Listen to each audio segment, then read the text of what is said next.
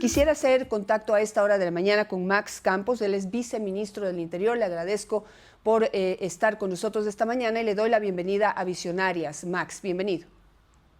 Muchísimas gracias, Janet. Un honor estar aquí en su programa.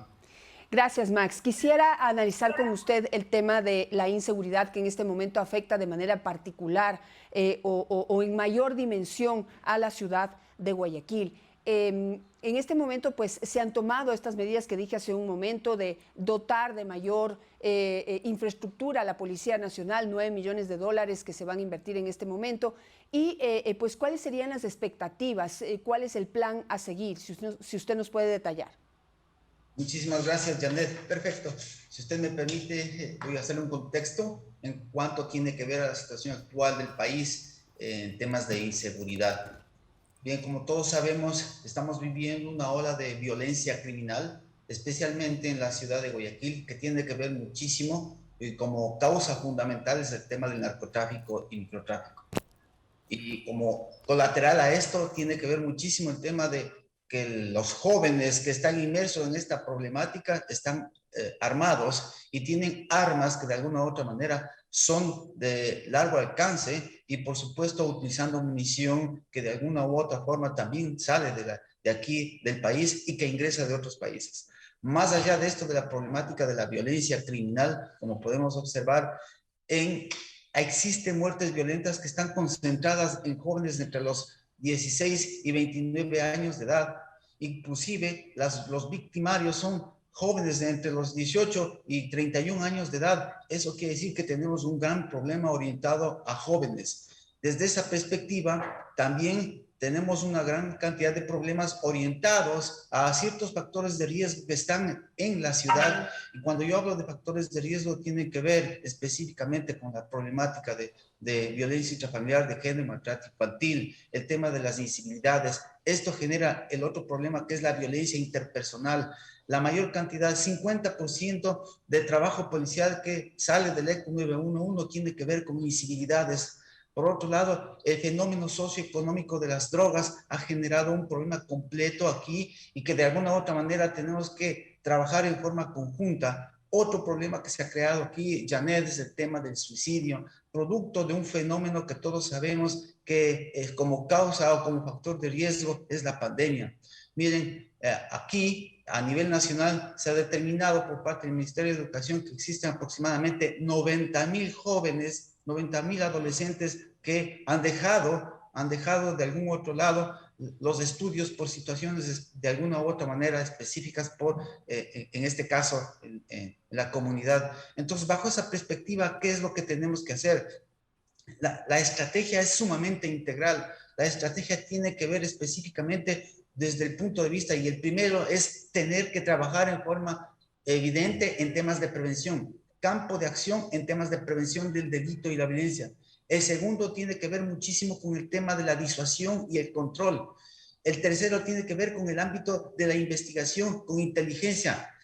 En el primero, es importante recalcar, estimada Janet, que de conformidad, como lo establece en el caso de la Policía Nacional, la Constitución y su misión dice claramente que debe coordinar con los diferentes gobiernos autónomos descentralizados y por ende, en el COTAD, en el artículo 54, literal N, y para el caso del Distrito Metropolitano de Guayaquil, el 90, literal U, habla claramente que dice que debe coordinar con la Policía Nacional, con otros organismos de seguridad, más la comunidad en general, para el desarrollo de política pública local, planes, programas, evaluación de los mismos en temas de prevención, protección, seguridad y convivencia ciudadana. Entonces, desde esta perspectiva, en el ámbito de la prevención, Janet, tenemos que trabajar orientado específicamente a bajar esos niveles, esos factores de riesgo y esos factores asociados a la violencia y a la criminalidad. Ninguna institución por sí sola es capaz de garantizar la seguridad ciudadana en el mundo, menos aún de atender las diferentes causas de la inseguridad, Janet. Por lo tanto, aquí debemos trabajar un tema de una gran coalición en la ciudad de Guayaquil, priorizando acá, porque a nivel nacional hay que hacerlo de igual manera, pero aquí en la ciudad de Guayaquil tenemos que hacer una gran coalición donde nos involucremos a que la seguridad ciudadana se comprenda como un derecho de todos los ciudadanos y se convierta en un bien público, y por lo tanto son temas de corresponsabilidad, cada quien con su rol, cada quien con su competencia, aportar a la solución de los problemas de índole social y por supuesto en los temas que nos compete a nosotros en el ámbito de la seguridad. Eso desde el punto de vista de la prevención. Hay que trabajar mucho en temas de trabajo, hay que trabajar con jóvenes de situación de riesgo, hay que enfocarse en ese grupo etario específico donde están los problemas de violencia y criminalidad. Sí, Janet, creo. viceministro, usted ha escrito en todo este tiempo que el problema, y para resumirlo, el problema es un problema integral y hay que enfrentarlo de esa manera. Ahora, tomando sus palabras y para poder ir desglosando y desarrollando el tema, usted ha dicho la importancia de que sea, digamos, haya una participación de varias instituciones y se incluya también a la sociedad civil ahí. ¿Quién va a coordinar todo esto? Porque eso lo decíamos y lo comentábamos ayer con Mario Pazmiño, con el coronel Mario Pazmiño, experto en temas de seguridad, y él decía y recomendaba justamente que debería haber un organismo que coordine todas las acciones en torno a la lucha contra la violencia, tanto en la parte de prevención como en la parte de acción ya frontal de confrontamiento o enfrentamiento a los violentos. ¿Quién va a coordinar todo esto? Mi estimada Janet, aquí hay una mesa técnica de seguridad que está sentada en el Distrito Metropolitano de Guayaquil y que de alguna u otra manera esta será la encargada de coordinar todas las acciones. Por supuesto, como usted conoce aquí, el señor presidente constitucional de la República de Ecuador dispuso que mi traslado acá para coordinar acciones con todas las instituciones y también hacer un llamado, por supuesto, a la sociedad civil y a la empresa privada, porque también somos corresponsables desde el ámbito desde temas sociales específicamente, de responsabilidad social. Es ahí donde la acción es armar coaliciones y armar coaliciones significa que aquí en la ciudad de Guayaquil, a través de esta mesa que dirigirá las estrategias orientadas a la prevención por un lado, a la disuasión y control por otro lado, y también el tema de investigación, por supuesto, desde la perspectiva del ámbito de competencia del Estado. ¿Quién estará a la cabeza de esta mesa? ¿Quién dirige esta mesa? ¿Quién establece las políticas y las estrategias que se van a llevar a cabo para poder que cada uno cumpla su papel? A través del Gobierno Nacional, Ministerio de Gobierno y por supuesto a través del Viceministerio, y por eso estoy aquí presente, trabajaremos dirigiendo esta mesa técnica que permitirá, como le decía, a través de estos ejes de acción, trabajar conjuntamente, armando, como le decía, estas coaliciones. Estaré personalmente trabajando aquí en la ciudad de Guayaquil, donde se permitirá trabajar en forma técnica, en forma coordinada, en forma participativa y por supuesto lo que queremos es convertirle a la ciudad de Guayaquil en una ciudad resiliente. No podemos estar sometidos al tema de la violencia y criminalidad.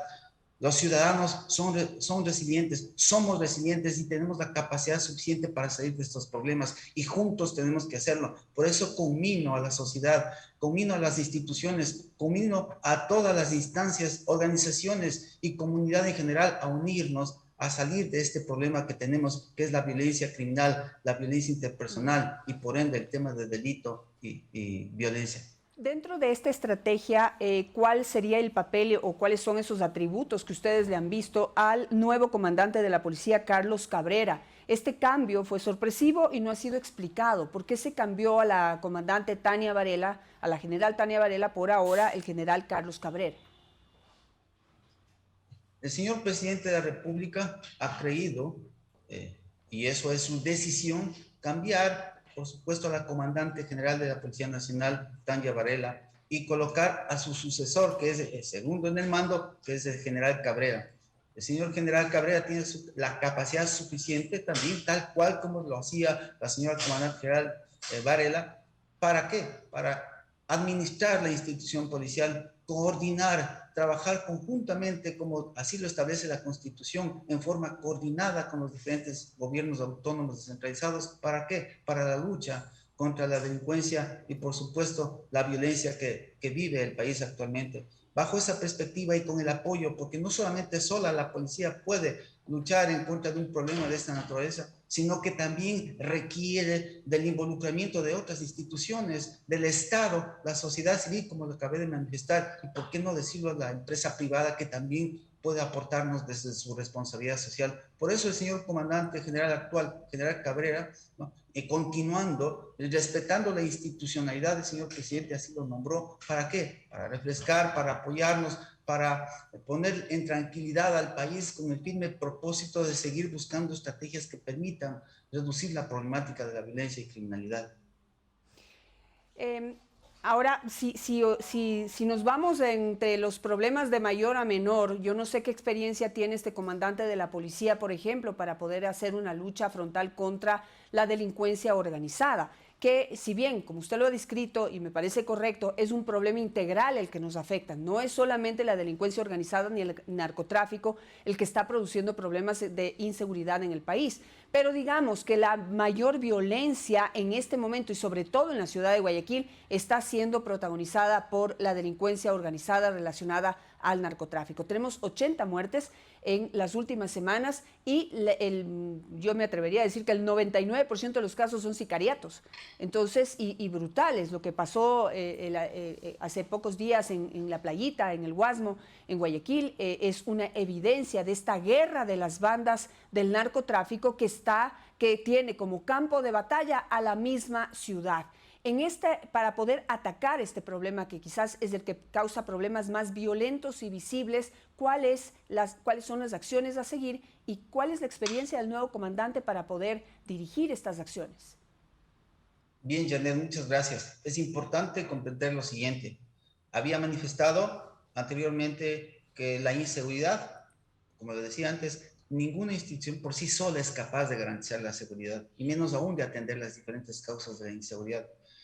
La Policía Nacional requiere del apoyo desde la parte legal, desde apoyo desde otras instituciones, y desde esta perspectiva, como usted lo manifestó, la violencia criminal que tiene que ver con el narcotráfico, las drogas, tiene que ser analizada y tratada integralmente. Por ejemplo, ustedes ven que la problemática de la violencia está orientada a las muertes violentas utilizando armas de fuego. El tema debe estar orientado a qué pasa con el tema de las armas de fuego, por dónde vienen, cómo vienen, qué tipo de munición se están utilizando. ¿Es munición ecuatoriana? ¿Es munición extranjera? Entonces, los esfuerzos de búsqueda y de inteligencia, tanto militar y policial, están direccionadas especialmente a encontrar y buscar qué es lo que está pasando con el tema de las armas, quién les está abasteciendo las armas. Tenemos que trabajar en un proceso de desarme, no podemos armar a la ciudadanía para que exista más violencia. Violencia no se ataca con más violencia.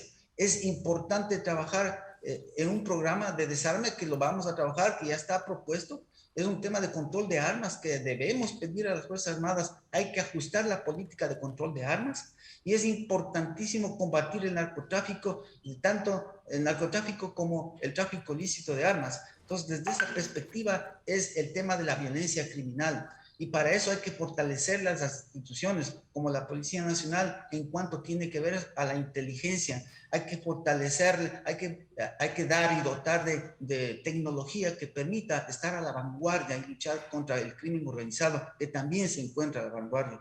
Bajo esa perspectiva, Janet, estamos conscientes, sabemos perfectamente por dónde ir, sabemos perfectamente por dónde trabajar.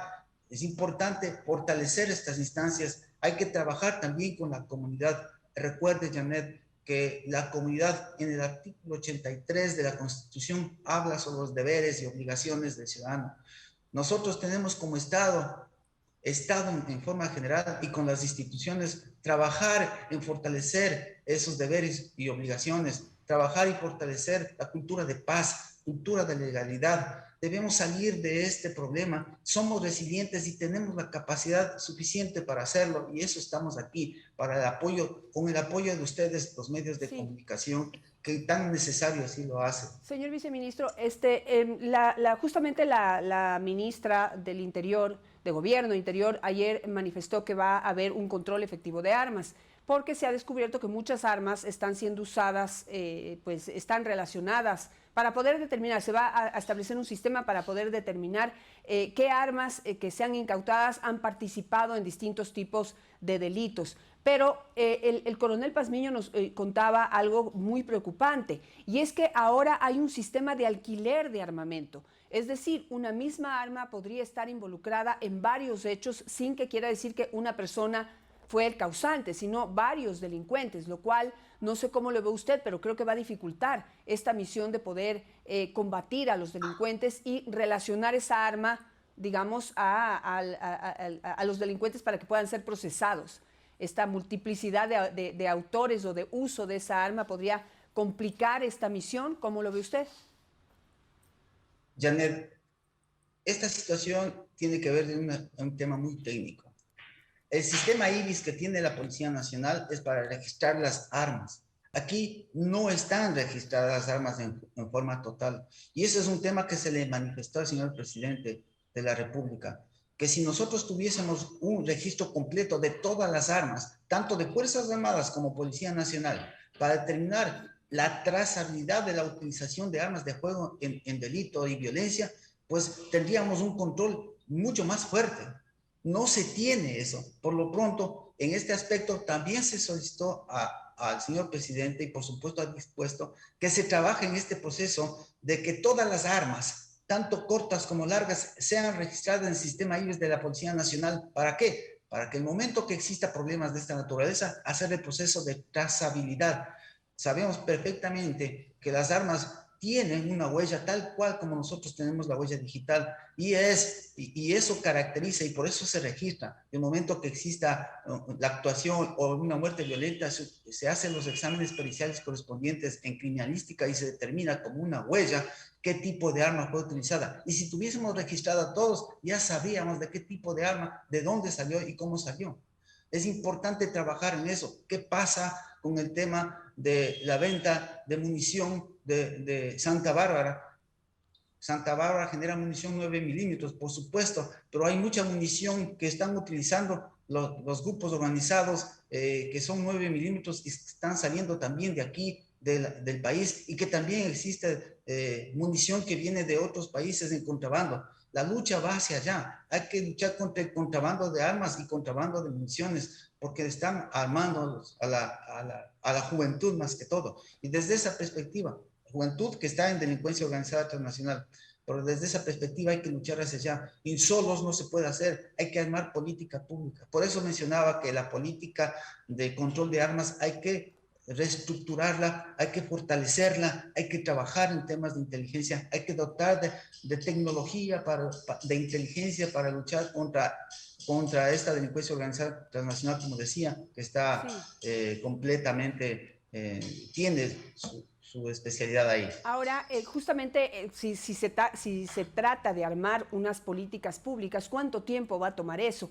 Y no sé cuánto ayuda a lo que está proponiendo el presidente de la República. Por ejemplo, que es declarar como terrorismo o crear el delito de terrorismo en caso de que se cometa un delito dentro de las cárceles. Decía una experta que ya hay esa normativa. Tal vez no se llama terrorismo, pero si se comete un delito desde una cárcel, eso es un delito agravado y ya puede ser el delincuente procesado por ese delito sin necesidad que haya que esperar a una reforma legal. Por otro lado, también la consulta popular, eliminar el Consejo de la Judicatura,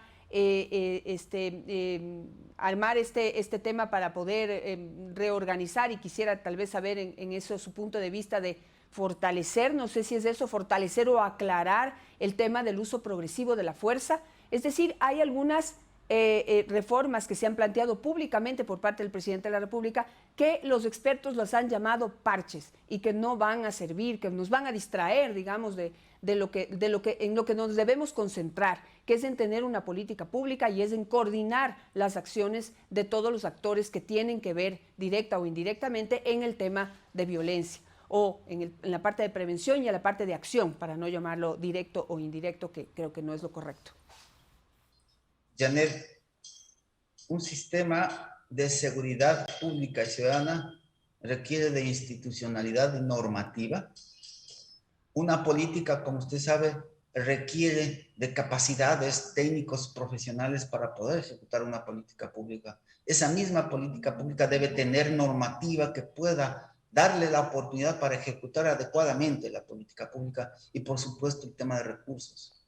Cuando nosotros tengamos una política pública integral, una política pública participativa, donde prácticamente la normativa se ajuste a las necesidades reales de una sociedad como en Ecuador, cuando tengamos estructura técnica profesional, profesionales que de alguna u otra manera conozcan, sepan de trabajar a nivel nacional y por supuesto territorial, donde puedan ejecutar planes y programas y proyectos orientados a la solución de los factores de riesgo que están en el barrio, que están en la comunidad, que están en la escuela, hacia allá, y con recursos podemos nosotros ir convirtiéndonos en un país resiliente capaz de salir de estos problemas. Estoy seguro que el fortalecimiento de las leyes están orientados específicamente a ir completando esta situación que tenemos nosotros de posibles vacíos que puedan existir en la ley, más aún cuando se trata de trabajar mucho en el uso racional y progresivo de la fuerza. En este aspecto, todos sabemos y sentimos, como un ex policía yo, de que el momento que pueda usar el arma y resulta que por usar el arma y salvar una vida voy a ser procesado y sentenciado, creemos que lo que hace definitivamente a los seres humanos policías es de alguna u otra manera decir que no, algo tengo que hacer, protegeré mi vida, no actuaré. Entonces va a disminuir esa capacidad. Nosotros tenemos que fortalecer esa capacidad que permita que el policía pueda actuar adecuada y debidamente frente a las actuaciones, frente a la situación de problema y de delincuencia que se vive aquí en el país. Yo no sé cuál es el problema que ustedes han identificado. No sé si el problema es de que la ley, digamos, esta normativa de uso progresivo de la fuerza no está clara, necesita ser un poco más específica, o es que los policías no están bien preparados y capacitados para poder aplicar esa normativa. Porque tenemos dos extremos, y le voy a citar dos casos. Tenemos el extremo del policía Salcedo, pero también tenemos el extremo de lo que ocurrió en el 2019 con el caso de Diana Carolina, una mujer embarazada que fue atacada por su propia pareja en plena vía pública, y que un ataque que duró más de 60 minutos con más de 4, 5, 6, 8 policías enfrente que no sabían qué hacer, apuntando al delincuente, pero el delincuente pues no reaccionaba y seguía amenazando la vida de la víctima. Finalmente, el agresor acabó con la vida de la víctima y los policías dijeron que es que no sabían qué hacer porque no sabían hasta dónde iba a ir, hasta dónde les permitía, podían escalar en ese uso progresivo de la fuerza. Y en cambio tenemos por el otro lado el policía Salcedo, que usted ya conoce los detalles, que al final termina acribillando al delincuente, que de acuerdo a la normativa tampoco podría suceder. Entonces, ¿cuál es el problema de fondo que hay que resolver? Janet, bien dijo usted, hay dos extremos. El primero, que los policías o los agentes encargados de hacer cumplir la ley definitivamente conozcan perfectamente cuál es el tema relacionado al uso progresivo de la fuerza, conozcan perfectamente en temas de derechos humanos cómo trabajar y actuar frente a esta normativa. Pero también está el otro extremo, ¿no? Que si actúan de esa manera, las normas, de alguna u otra manera, como lo que pasó con el compañero Olmedo, definitivamente termina siendo una sentencia. Entonces, hay un tema que hay que equilibrar. Hay que equilibrar la situación del uso racional y progresivo de la fuerza, por supuesto, y eso significa que hay que fortalecer las capacidades del personal policial y hay que fortalecer la institucionalidad en este aspecto y, por supuesto, la normativa que pueda equilibrar ese tema y no exista estos vacíos. Entonces, hay un tema ahí, de lo que le entiendo, más de capacitación que del cambio de la normativa. ¿Qué van a cambiar entonces? Porque lo que dijo el presidente es eso, que van a cambiar, a mejorar la normativa, no sé. Hay que fortalecerla. Y cuando dice fortalecerla, quiere decir que les va a dar más, digamos, más posibilidades a los policías para que puedan, más amplitud, no sé cómo decirlo, para que puedan aplicar el uso progresivo de la fuerza sin meterse en problemas? La normativa del uso progresivo de la fuerza no existe. El tema radica específicamente en que si en el uso progresivo de la fuerza lo hace el policía en una actuación específica, que exista la normativa, que actúe, que los jueces, que la autoridad competente definitivamente analice profundamente el tema del uso racional de la fuerza en cuanto se refiere a la posibilidad de actuar. Porque, créame, Janet, hay que ponerse en el pantalón del policía, hay que también ponerse en el pantalón de la víctima, ¿no? Y bajo esa perspectiva hay que entender que una persona toma la decisión de actuar, el policía toma la decisión de actuar porque quiere precautelar su vida y la vida de la víctima. Entonces, bajo esa perspectiva, mi estimada Janet, eso hay que entender y hay que analizarlo profundamente. Entonces, desde ese ámbito es necesario fortalecer las capacidades del policía en las actuaciones de esta naturaleza, pero también es necesario que se vea. Yo voy a dar a conocer lo que había hace mucho tiempo atrás, Janet, era el cuero policial. Sé que posiblemente El caso del policía Santiago Olmedo. Perdón. Sí, siga, perdón, hubo aquí una Entonces, bajo esa perspectiva, se trataba la problemática de los problemas de esta naturaleza a través de un cuero policial. No, no estoy indicando que se retorne a este tema del cuero policial, pero que exista entes especializados en el sistema de justicia que analicen este tema, que conozcan perfectamente y que, por supuesto, actúen dentro del ámbito de los derechos humanos. Por último, señor viceministro, usted ha hablado de que el problema es integral, ¿no es cierto? Tiene muchas causas. Las personas que terminan metiéndose en estos problemas y trabajando para las bandas delincuenciales que están relacionadas al narcotráfico, pues el origen de los problemas está más en la violencia intrafamiliar, en la falta de oportunidades, la falta de empleo, una serie de cosas que hace que estos muchachos, porque estamos hablando de gente joven, terminen metidos en estas bandas y siendo los protagonistas de estos crímenes y también las víctimas de estos crímenes. Esta es la situación. Y aquí hay una problemática muy grande que es el tráfico de armas. Están ingresando gran cantidad de armas a nuestro país de grueso calibre con la que se están cometiendo estos crímenes. ¿No ha hablado usted de un tema que está vigente, que está presente, que está pinchando y que puede estar contribuyendo también de manera muy importante justamente al tráfico de armas, explosivos y otras cosas? Y es la minería ilegal. Tenemos el problema al que se refirió la ministra la noche de ayer, la tarde de ayer, en el sentido de que va a tomar acciones contra unos delincuentes mineros ilegales que atentaron contra la vida de unos trabajadores allá en Zaruma.